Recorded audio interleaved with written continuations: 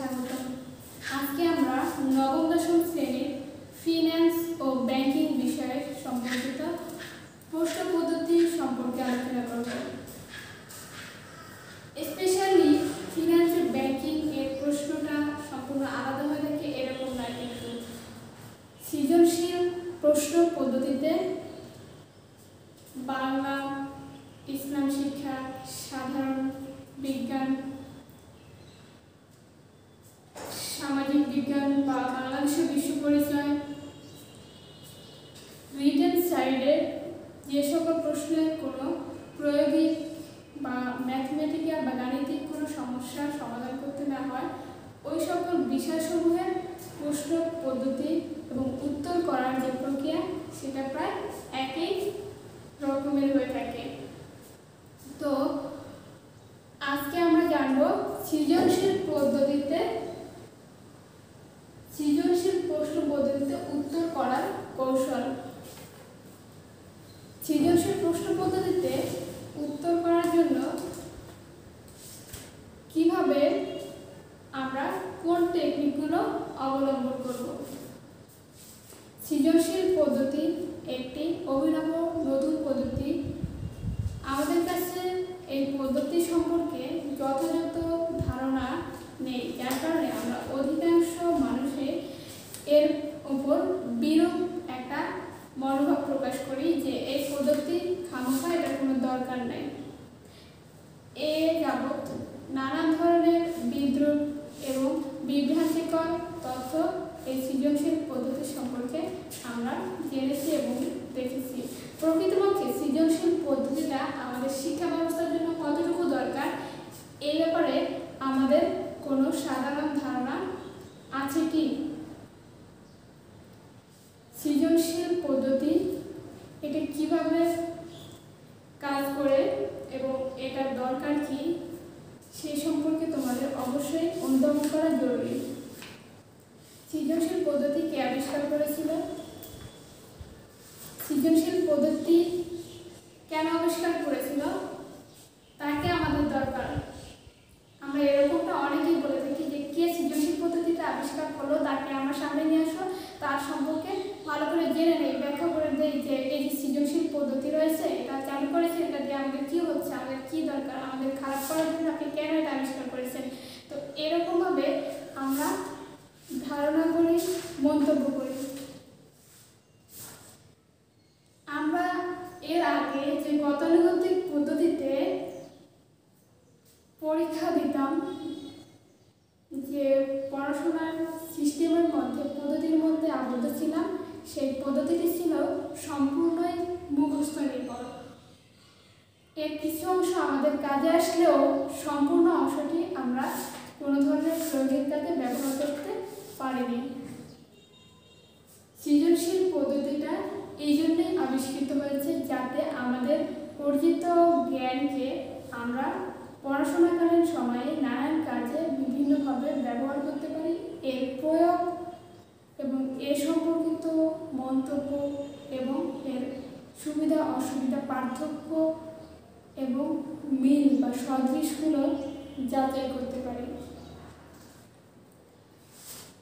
সৃজনশীল পদ্ধতি 1956 সালে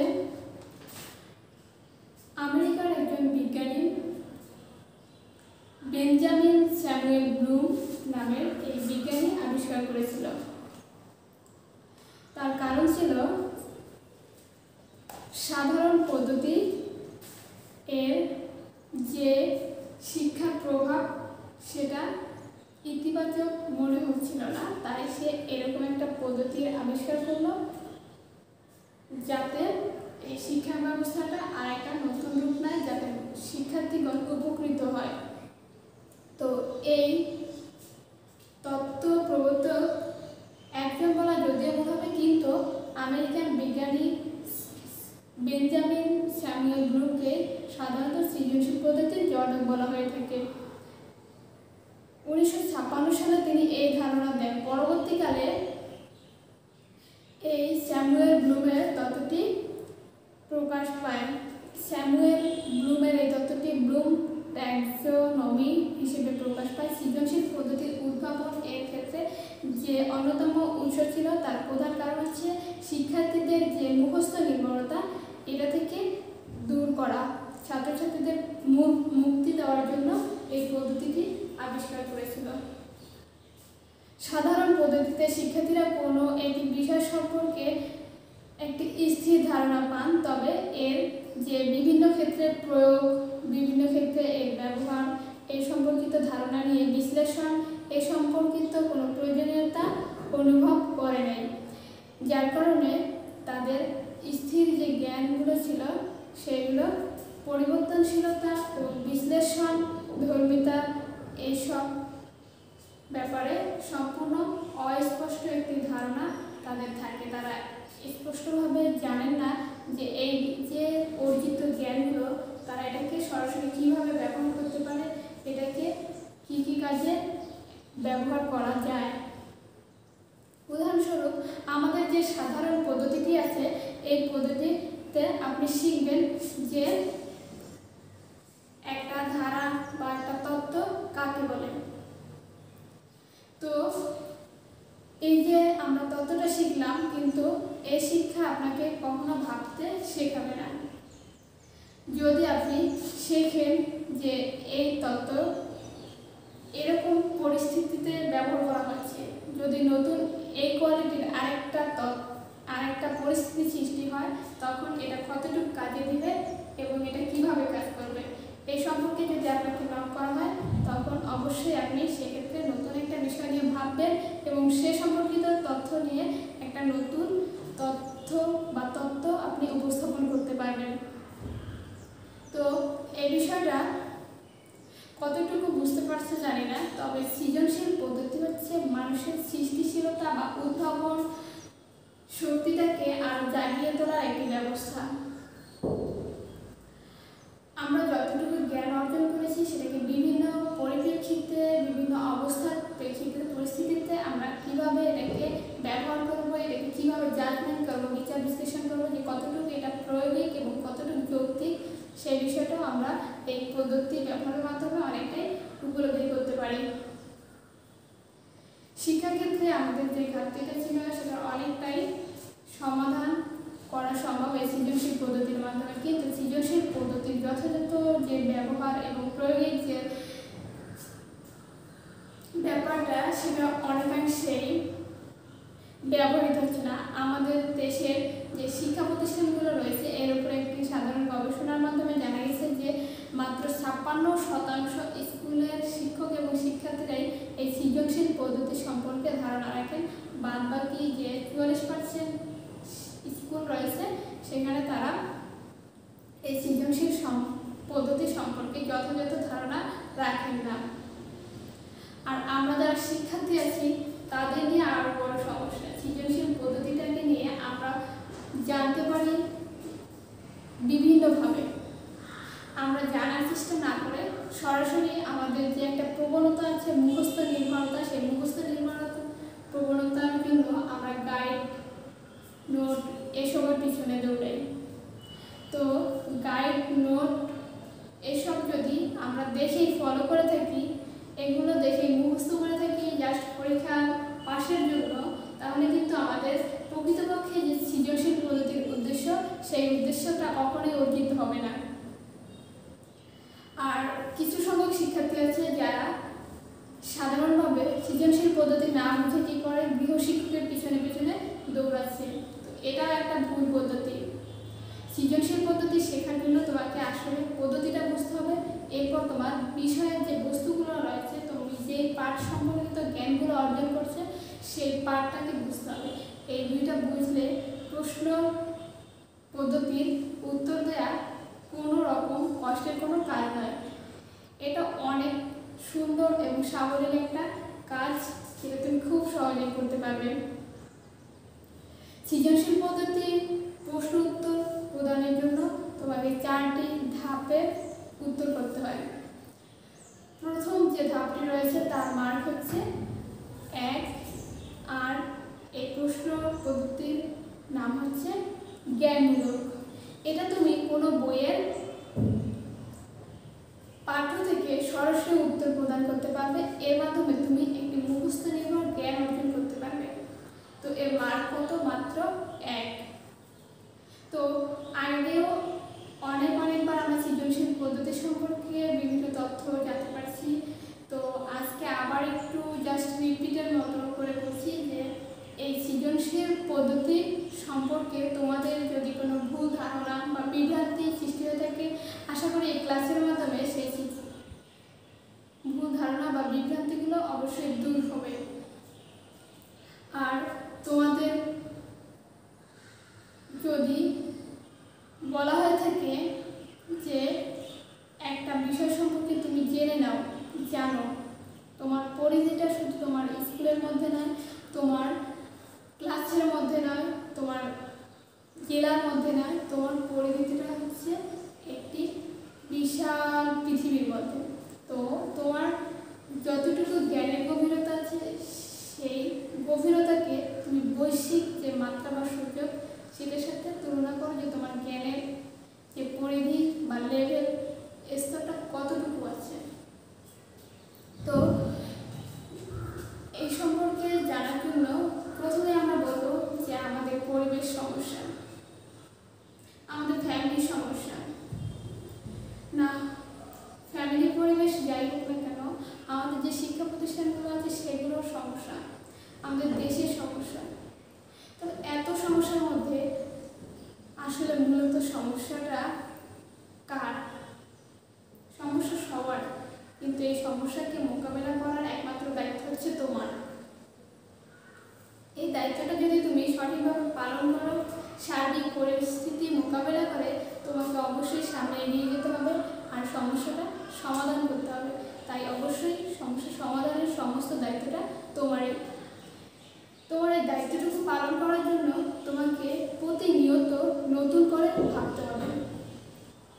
আর এই নতুন করে ভাবার জন্য অবশ্যই তোমার সার্বিক পরিস্থিতিটাকে সুন্দরভাবে বিশ্লেষণ করতে হবে এবং অনুকূলে চিন্তাভাবনার মাধ্যমে একটা নতুন পথ সৃষ্টি করতে হবে, যে পথে তোমাকে সামনে আগাতে হবে।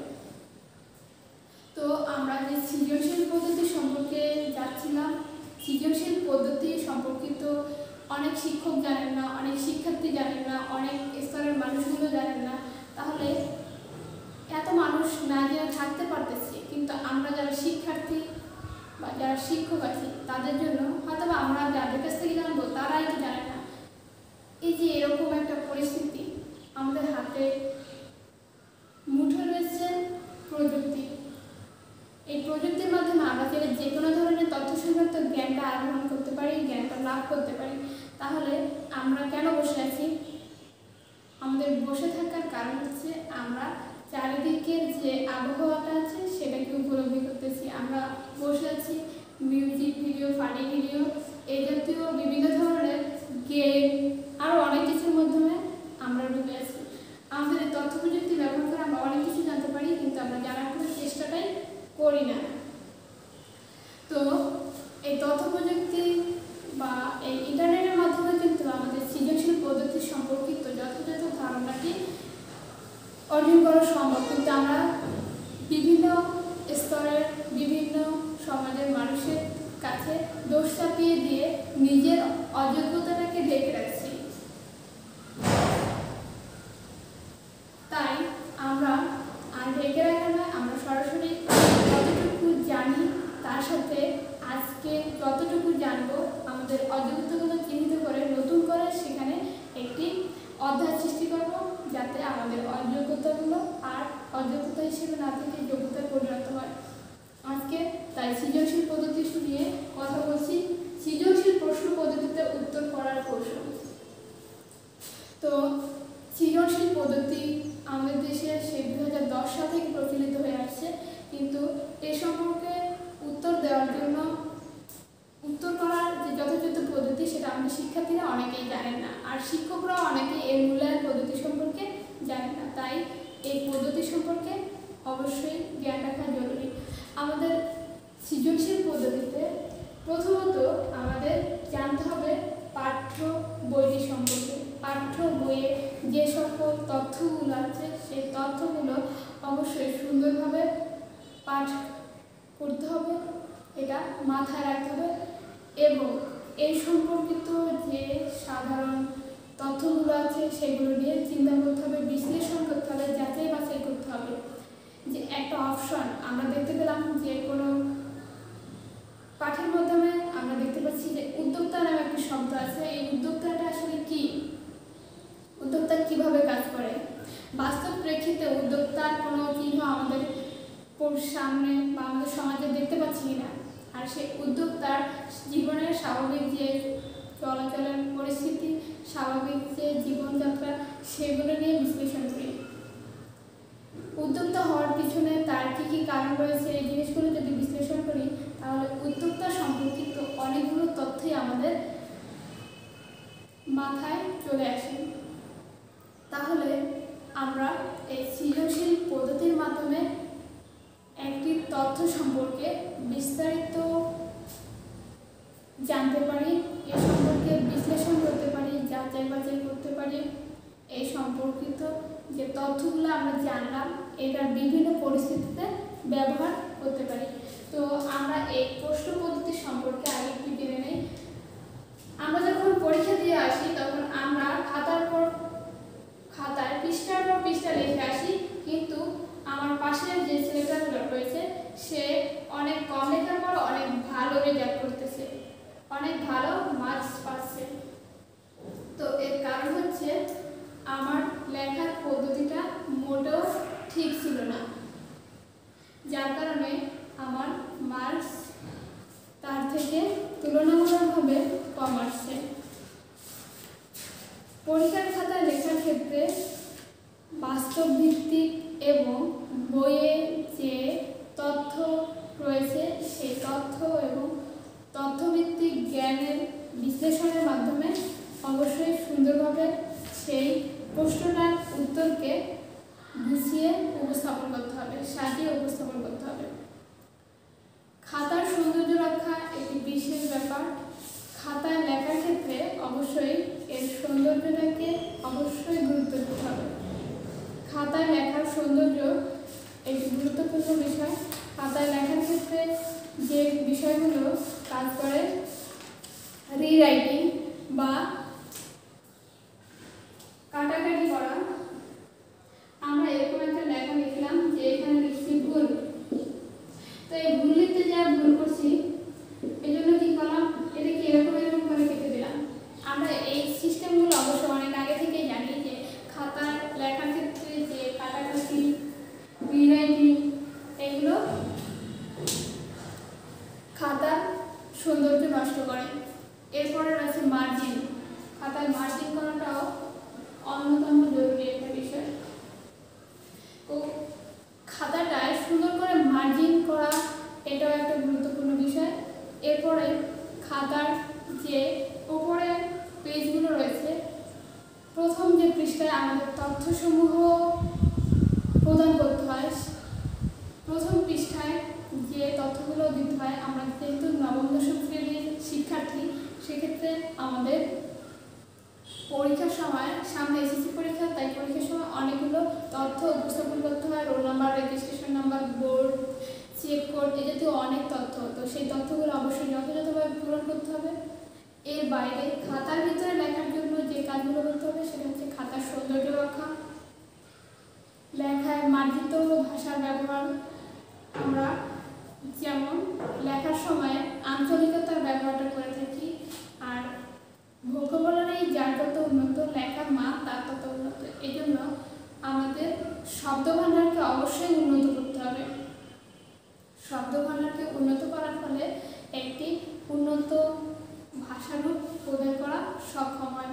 তো আমরা কি করব, অবশ্যই খাতায় সুন্দরভাবে উপস্থাপন করব, আর সৃজনশীল পদ্ধতির যে নিয়মগুলো রয়েছে সেই নিয়ম অবশ্যই ফলো করব।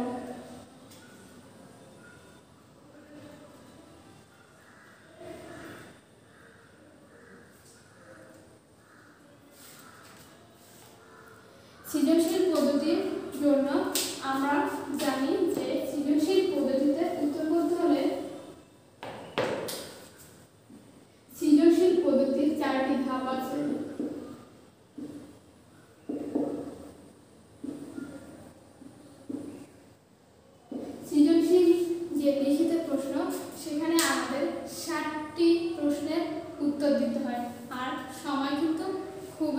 কম।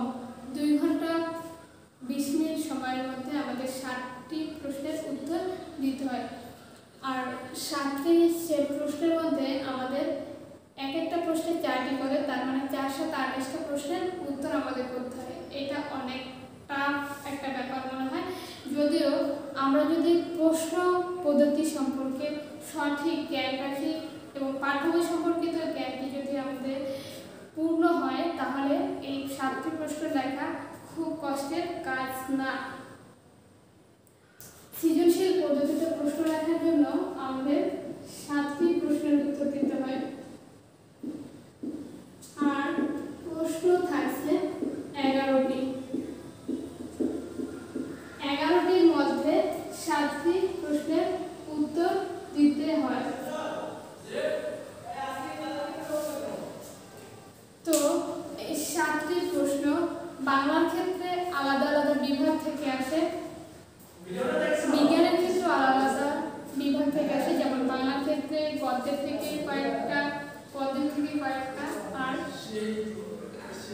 সহপাঠ থেকে আসে একটা অংশ। আবার বিজ্ঞানের ক্ষেত্রেও উদ্ভিদ বিজ্ঞান থেকে একটা অংশ আর প্রাণীবিজ্ঞান থেকে একটা অংশ, এভাবে আলাদা আলাদা ভাগ হয়ে প্রশ্ন আসে। গণিত সৃজনশীলের ব্যাপারটা একটু আলাদা। গণিত সৃজনশীলে ধাপ থাকে 3টি। তো আমরা আজকে গণিত ব্যতীত যে অন্য বিষয়গুলো রয়েছে সেগুলো আলোচনা করব। শিক্ষা বিভাগে ব্যাংকিং বিষয়ে যে সৃজনশীল প্রশ্নগুলোর উত্তর প্রদান করতে হয় সে সম্পর্কে অধিক গুরুত্ব আরোপ করব। তো আজকে আমরা সৃজনশীল পদ্ধতির যে 4টি অপশন, সেই অপশনগুলো সম্পর্কে কথা বলতে যাব। সৃজনশীল পদ্ধতিতে প্রথমে দিতে হয় আমাদের জ্ঞানমূলক প্রশ্নের উত্তর। এই জ্ঞানমূলক প্রশ্নটার জন্য আমাদের অনেকেই দেখি যে এক শব্দের মধ্যে উত্তর প্রদান করে। তো দেখা যাচ্ছে এটা কোনো বিশেষ ভুল নয়, এটা সঠিক, কিন্তু অনেক শিক্ষকই আছেন যারা এই এক শব্দের উত্তরগুলো পছন্দ করেন না। তো অনেক প্রশ্নই আছে আবার যেগুলোকে এক শব্দের মধ্যে উত্তর দেওয়া সম্ভব হয় না।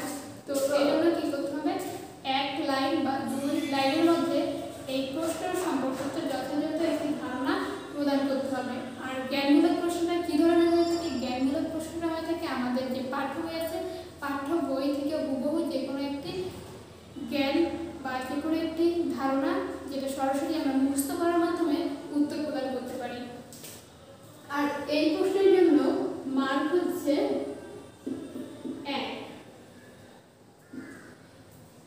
1 নম্বরের জন্য আমাদের লিখতে হবে কতটুকু, একটি শব্দের মধ্যে উত্তর দেওয়া যায় কিন্তু যথাযথ সবাই মনে করে না, তাই আমরা চেষ্টা করবো 1 লাইনের ভিতরে বা সর্বোচ্চ 2 লাইন বা একটি ধারণাকে যথাযথভাবে প্রকাশ করতে সংক্ষেপে 2 থেকে 3 লাইনের মতো করে লিখব। আমাদের মার্ক যেহেতু 1 আর সময়ও খুব কম, এক্ষেত্রে আমাদের একটি প্যারায় অবশ্যই লিখতে হবে। প্যারার সংখ্যা 1টি। আর আরেকটা ব্যাপার লক্ষ্য করতে হয়, সময়। সৃজনশীল পদ্ধতিতে কয়টা প্রশ্ন বলছি, 7টা প্রশ্ন। আর সময় কতটুকু, 2 ঘন্টা 20 মিনিট। এই 2 ঘন্টা 20 মিনিট সময়টাকে আমরা ভাগ করব 2 ঘন্টা 20 মিনিট।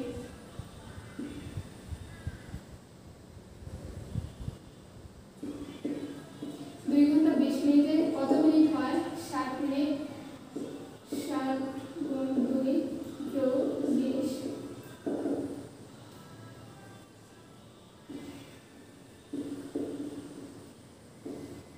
আমরা দেখতে পাচ্ছি এখানে আমরা সময় পাচ্ছি 140 মিনিট। এই 140 মিনিট সময়টাকে আমাদের ভাগ করে নিতে হবে 7টা প্রশ্নের জন্য।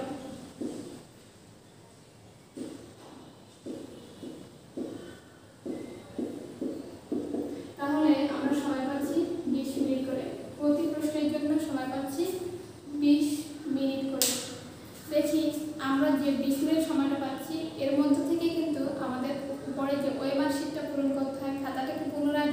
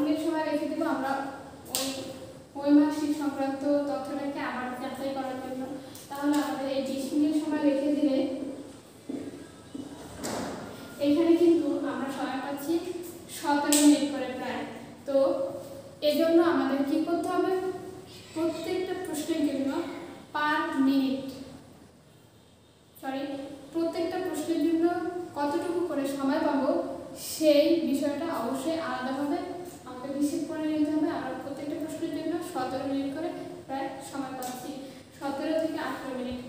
এখন এই যে আমরা সময়টা পাচ্ছি, এই সময়টা আমরা আবার এই 10 মার্কের প্রশ্নের জন্য কোনটার জন্য কতটুকু ব্যয় করব সেই সময়টা রেখে দিতে হবে। এর কারণ হচ্ছে আমরা অধিকাংশ শিক্ষার্থী আছি যারা যে কাজটা করে যে সবচেয়ে ভালো করা প্রশ্নটা আগে লিখতে হয়, এরকম একটা যে প্রবণতা আমাদের মধ্যে সবসময় কাজ করে।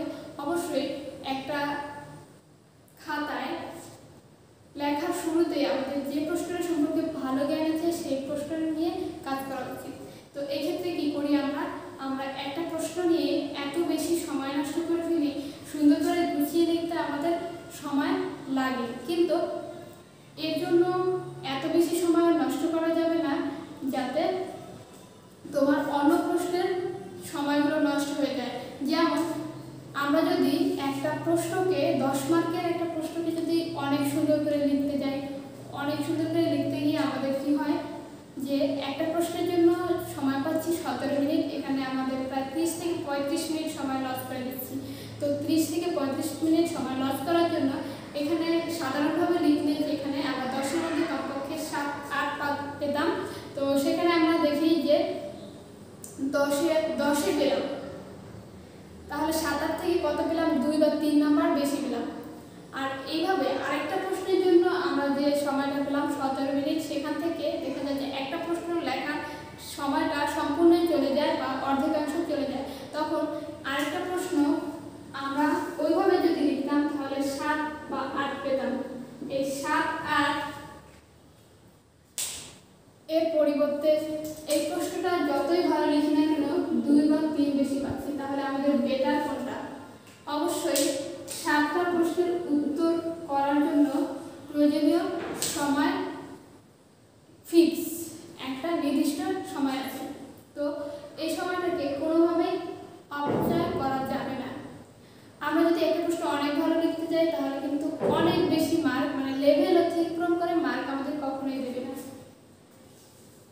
তো এভাবে যদি আমাদের একটা প্রশ্ন মিস হয়ে যায় তখন আমাদের এই 10 মার্কই কিন্তু মিস হয়ে যাচ্ছে।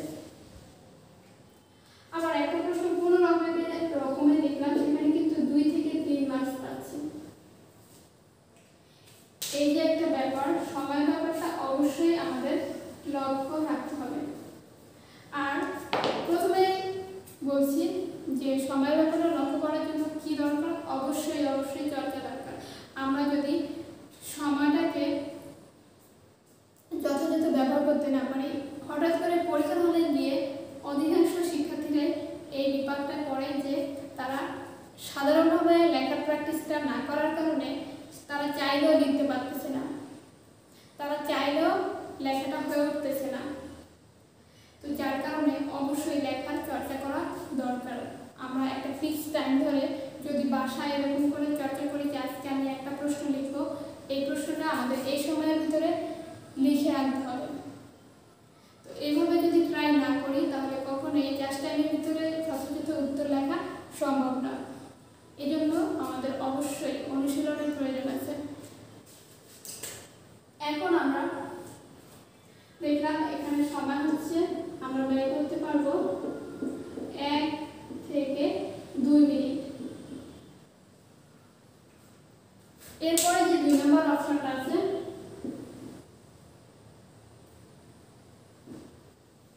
সে অপশনটার নাম হচ্ছে অনুধাবনমূলক। এটা সৃজনশীল পদ্ধতির দ্বিতীয় অপশন। এই অনুধাবনমূলক প্রশ্নটা কিভাবে উত্তর করতে হবে, এই প্রশ্নটা কি ধরনের হবে সেটা আমাদের জানতে হবে। অনুধাবন শব্দটার মানে হচ্ছে বুঝতে পারা। আমরা একটা বিষয় সম্পর্কে কতটুকু বুঝলাম, কতটুকু জানতে পারলাম, সে বিষয়ে আমাদের আলোকপাত করতে হবে, জানাতে হবে যে এই বিষয়টাকে তুমি কিভাবে বুঝছো, এই বিষয়টাকে তুমি বুঝছো কিনা, তাহলে যদি বুঝে থাকো এটা একটু ব্যাখ্যা করো। তো এরকম যে প্রশ্নগুলো আছে যে একটা ব্যাপার আমরা কতটুকু পারছি, কতটুকু জানতে পারছি এই সম্পর্কিত তথ্য ব্যাখ্যা করা হচ্ছে এই অনুধাবনমূলক প্রশ্নের কাজ।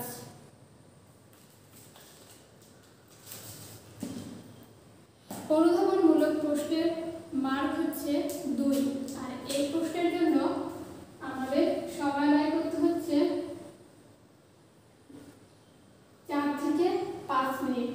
আর অবশ্যই এই প্রশ্নটাকে 2টা প্যারায় লিখতে হবে।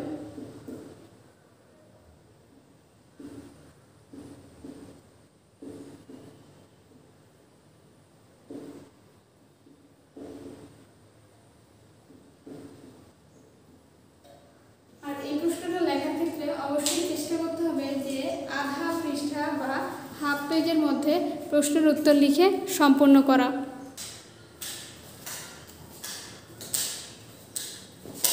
শিক্ষার্থী বন্ধুরা, আমরা জানতে যাচ্ছিলাম অনুধাবনমূলক প্রশ্ন। অনুধাবনমূলক প্রশ্নের জন্য মার্ক হচ্ছে 2। তো এই 2 মার্কের জন্য আমাদের প্রশ্নটা কিভাবে লিখতে হবে? জ্ঞানমূলক প্রশ্নের জন্য আমাদের লিখতে হবে একটি প্যারায়, আর এর মার্ক হচ্ছে 1। আর এরপরে খ নম্বর প্রশ্ন, অনুধাবনমূলক প্রশ্নের জন্য আমাদের 2টা ধাপে লিখতে হবে। প্রথম অবস্থায় আমাদের লিখতে হবে একটি জ্ঞানমূলক উত্তর, আর দ্বিতীয় ধাপে লিখতে হবে একটি অনুধাবনমূলক উত্তর। কিন্তু আমরা যখন এই প্রশ্নের উত্তরগুলো লিখব কখনোই এভাবে হেডলাইন দিব না যে এটা জ্ঞানমূলক, এটা অনুধাবনমূলক। এটা কিন্তু সাধারণ নিয়মের বাইরে পড়ে। তাই এই জ্ঞানমূলক, অনুধাবনমূলক, প্রয়োগমূলক এভাবে হেডলাইন দেওয়ার কোনো প্রয়োজন নাই। আমরা যখন প্রশ্ন উত্তরগুলো লিখব তখন আলাদা আলাদা প্যারা থাকবে। যেমন আমরা যখন জ্ঞানমূলক প্রশ্নের উত্তর লিখব তখন এক লাইনের মধ্যে আমরা একটি জ্ঞানমূলক তথ্য প্রদান করব যেই প্রশ্নটি করা হয়েছে অনুধাবনমূলকের সেই সম্পর্কে। এটা অবশ্যই অতি সংক্ষিপ্ত একটি কথা হতে হবে, যেটা এই প্রশ্ন সম্পর্কিত জ্ঞান বা একটি ধারণা প্রকাশ করে। এরপরে আমরা দ্বিতীয় স্টেপ শুরু করব। দ্বিতীয় স্টেপটা আমরা একটু একটা লাইন ফাঁকা রেখে, যাতে এটা একটি ধাপ এরকম বোঝায়, যার জন্য এভাবে শুরু করব দ্বিতীয় স্টেপ। দ্বিতীয় স্টেপটা আমরা যে তথ্য সম্পর্কে প্রশ্ন করেছি সেটা কতটুকু বুঝতে পারছি সে বিষয়টা সম্পর্কে আসলে কোন তথ্যটি নির্দেশ করছে এবং বিশ্লেষণ করব সেই ব্যাপারটি। এই অনুধাবনমূলক এবং জ্ঞানমূলক প্রশ্ন কখনোই উদ্দীপকের সাথে হুবহু মিল থাকবে না। উদ্দীপকের বাইরে পাঠ্য বইয়ের অন্তর্ভুক্ত বিষয় সম্পর্কে প্রথমে জ্ঞানমূলক প্রশ্ন থাকবে, দ্বিতীয় প্রশ্নটি হবে যে পাঠ্য বইয়ের এই অংশটি সম্পর্কে তুমি কতটুকু জ্ঞান অর্জন করতে পারছো বা কি বুঝতে পারছো, এই বিষয়টিকে বিশ্লেষণ করতে পারছো কি না।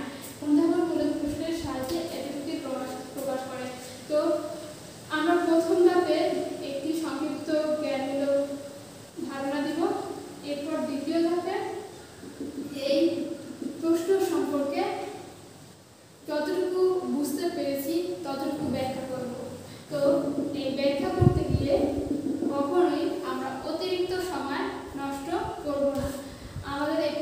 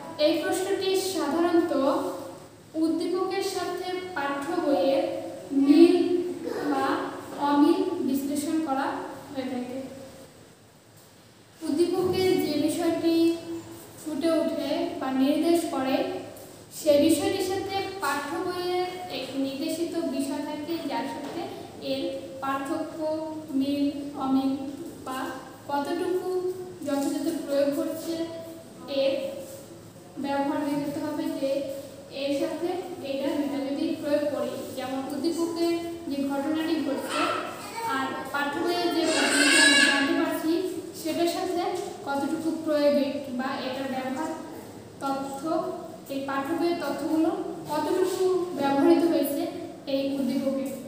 তো এই প্রয়োগমূলক প্রশ্নটির মার্ক হচ্ছে 3।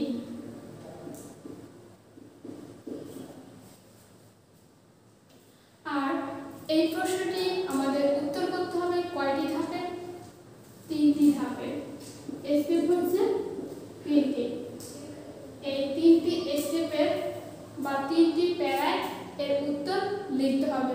আর এই 3টা প্যারা লেখার জন্য আমাদের আবারও 2টা জিনিস ফলো করতে হবে।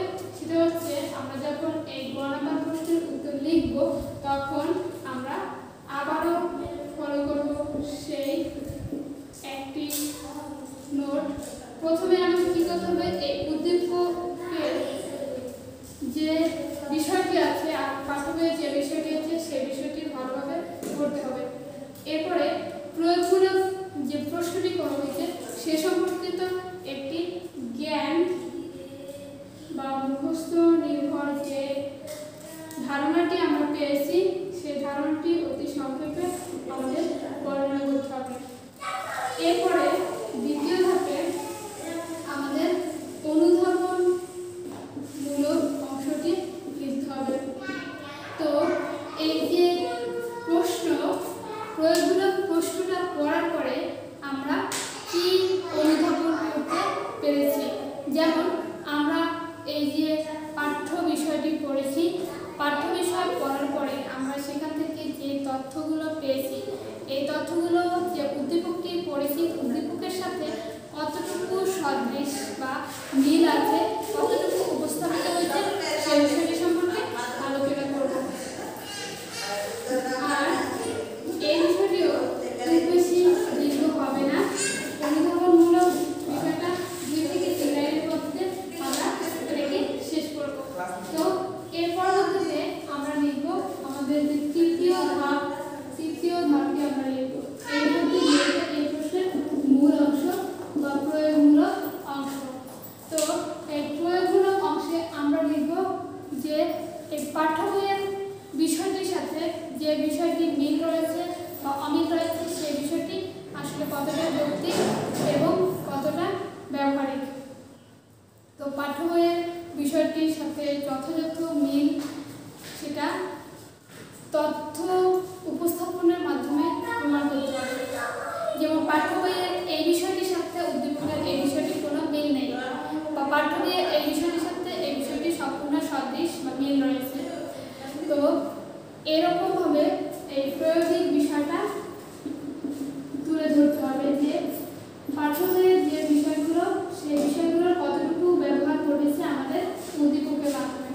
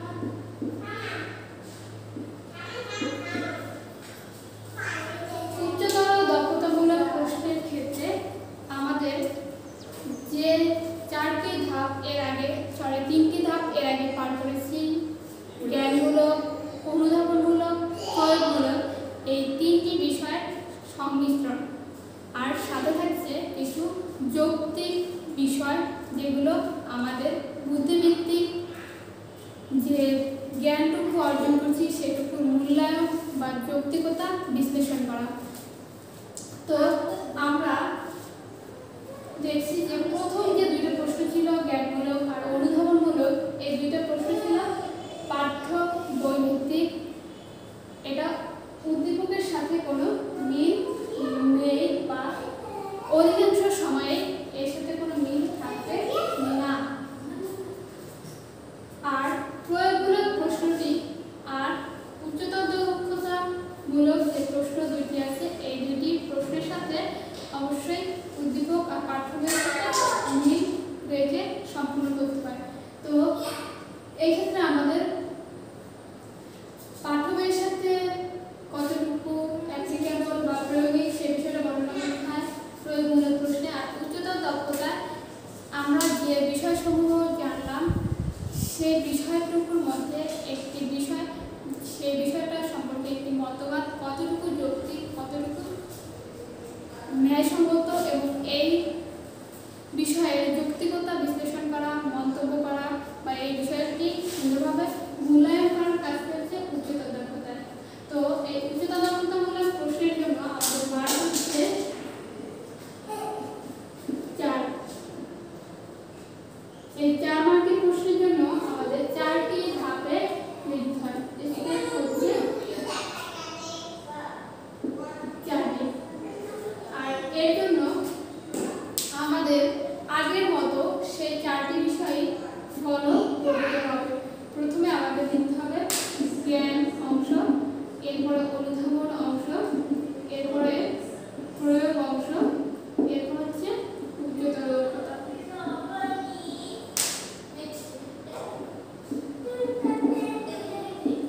তো আমরা প্রয়োগমূলক প্রশ্নে জ্ঞান অনুধাবন লেখার পরে প্রয়োগটাকে আমরা সাধারণভাবে কোনো রচনার উপসংহার বা সারমর্ম যেভাবে লিখি সেভাবে প্রয়োগ অংশটাকে শেষ করি। তো এরপরে আমরা যখন উচ্চতর দক্ষতামূলক প্রশ্নে নক করি তখন আমরা এই প্রশ্নটার যে বিষয়টি আলোকপাত করা হয়েছে বা নির্দেশ করছে সেই বিষয়টি সম্পর্কিত একটি জ্ঞান বা ধারণা, এরপরে সেই বিষয় সম্পর্কিত যে ব্যাখ্যা বা বিষয়বস্তুগুলো আমরা যতটুকু বুঝতে পারছি সেটা লিখবো আমরা অনুধাবন অংশে। এরপরে লিখব এই বিষয়টুকু, যে বিষয়টিকে নির্দেশ করা হয়েছে তার সাথে পাঠ্য বইয়ে কতটুকু মিল আছে। তো প্রথম 3টা ধাপ আমরা এই প্রয়োগমূলক প্রশ্নের মতোই অনেকটা লিখব। তো প্রয়োগমূলক প্রশ্নে আমরা যেভাবে উপসংহারের মতো করে 3 নম্বর পার্ট বা প্রয়োগমূলক পার্ট লিখছি, এখানেও সেভাবে লিখতে পারি। এরপরে উচ্চতর দক্ষতা অংশে দিয়ে হচ্ছে আমাদের মূল কাজ। উচ্চতর দক্ষতা অংশটি হচ্ছে এই প্রশ্নের মূল বিষয়। তো এই মূল বিষয়টুকুতে যে আমরা কি করব, আমরা যে বিষয়টি নিয়ে আলোকপাত করতে বলছে সেই বিষয়টি সম্পর্কে আমাদের যৌক্তিক একটি মতবাদ উপস্থাপন করব। অবশ্যই সেটি পাঠ্য বইয়ের তথ্যভিত্তিক হতে হবে। আর এই তথ্যভিত্তিক তথ্যটি অবশ্যই সুন্দরভাবে বিশ্লেষণ করতে হবে, ব্যাখ্যা করতে হবে, যাতে যে বিষয়টি নির্দেশ করছে সে সম্পর্কে একটি গুরুত্বপূর্ণ মতবাদ বা চিন্তা প্রকাশ পায়। তো আমরা এভাবে সৃজনশীল প্রশ্ন পদ্ধতিতে লিখিত যে 70 মার্কস রয়েছে 7টি প্রশ্নের উত্তর প্রদান করার বিভিন্ন পদ্ধতি সম্পর্কে জানলাম। এখন আমাদের বাকি ছিল কি এমসিকিউ প্রশ্ন। এই এমসিকিউ প্রশ্ন নিয়ে তোমাদের সাথে আগামী দিন আসবো। আর সাথে থাকবে আমাদের ফিন্যান্স ও ব্যাংকিং বিষয় এর সৃজনশীল প্রশ্ন সম্পর্কিত ধারণা। এই সৃজনশীল প্রশ্নগুলো আমরা কিভাবে উত্তর করব, কোন বিষয়গুলোকে কিভাবে লক করব, আশা করি তোমরা সুন্দরভাবে আজকের বিষয়টি যদি বুঝতে পারো তাহলে এই ফিন্যান্স ও ব্যাংকিং এর বিষয়টা সুন্দরভাবে বুঝতে পারবে। আর আজকের দিনে আমাদের সাথে থাকার জন্য তোমাদের অনেক অনেক ধন্যবাদ। আর আগামী দিনের সুন্দর ভবিষ্যতের প্রত্যাশায় আমি আজকের ক্লাস এখানে শেষ করছি। সবাইকে আবারও ধন্যবাদ জানিয়ে আমি বিদায় নিচ্ছি। আসসালামু আলাইকুম।